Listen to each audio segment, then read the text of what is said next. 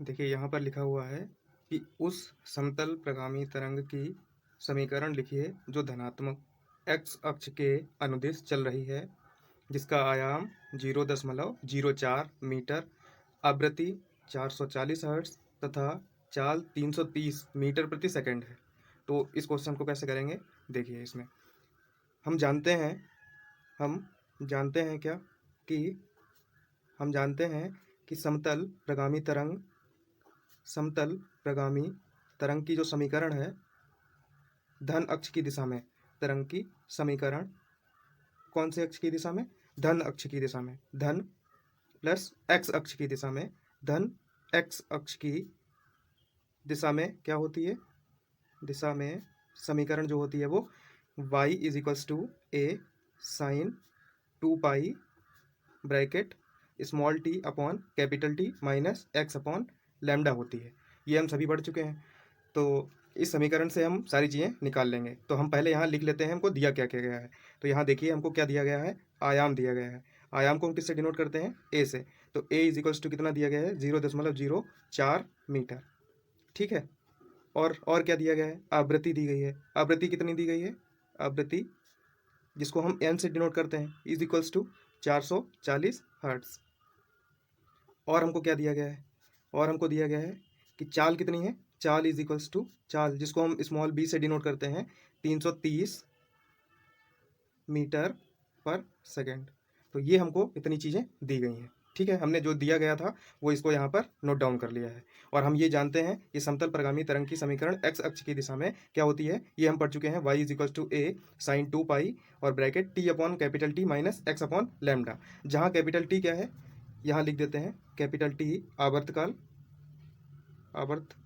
है, और लैम्डा हमारा क्या है?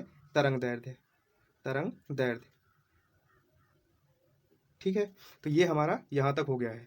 आगे बढ़ते हैं तो हमको निकालना यहाँ क्या क्या चाहिए, हमको एक आवर्तकाल होना चाहिए और दूसरा लैम्डा। हमको पता चल जाए कि इनकी वैल्यू अगर हम निकाल लेते हैं, इनका मान अगर हम निकाल लेंगे तो इस समीकरण में हम रख देंगे। हमको बाई जो हमको चाहिए है, क्या चाहिए है कि जो धन एक्स अक्ष की दिशा में जो तरंग चल रही है, समतल प्रगामी तरंग, उसका समीकरण हमको मिल जाएगा। तो देखिए यहाँ पर टी इज इक्वल्स टू क्या होता है? टी इज इक्वल्स टू क्या होता है? 1/n होता है। 1/n कितना हो जाएगा? 1/440। ये क्या हो जाएगा? सेकेंड हो जाएगा। ठीक है।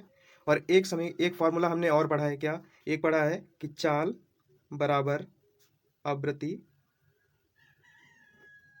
गुणा तरंग दैर्ध्य, जिसको हमने पढ़ा है v is equals to n into lambda.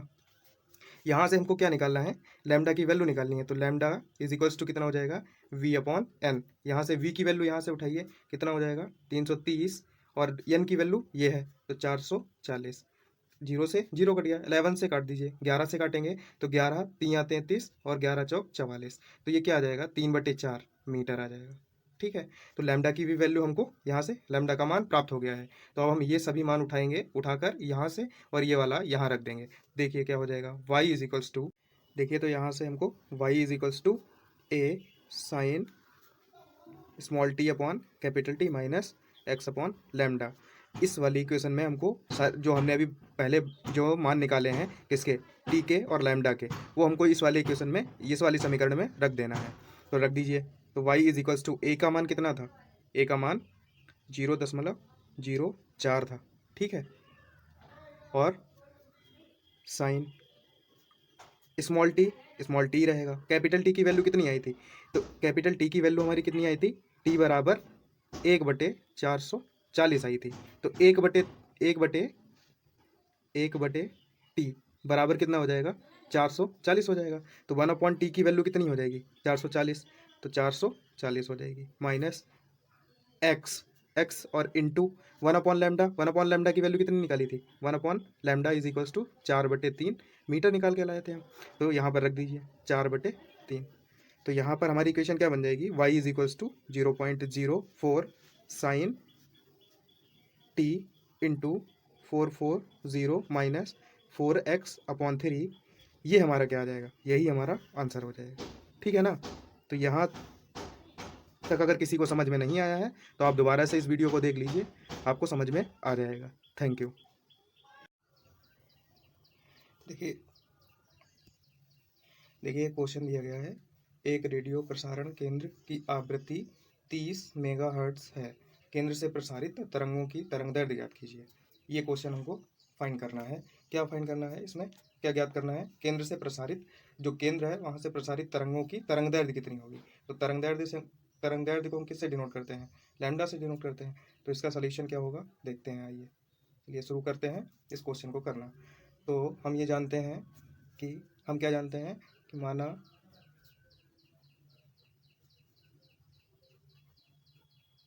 तरंगों की तरंगदैर्ध्य, माना तरंगों की तरंगदैर्ध्य कितनी है, लैम्डा है, तथा आवृत्ति स्मॉल n है। ठीक है, ये हमने अपनी तरफ से मान लिया है कि माना तरंगों की तरंगदैर्ध्य कितनी है, लैम्डा है, तथा आवृत्ति कितनी है, स्मॉल n है। ठीक है, तो आगे बढ़ते हैं। आगे हमको इसमें दिया क्या गया है, इसमें 30 मेगाहर्ट्ज दे रखी है। क्या क्या इसकी दे रखी है, फ्रिक्वेंसी दे रखी है। तो frequency n is equals to कितनी, 30 मेगा हर्ट्स।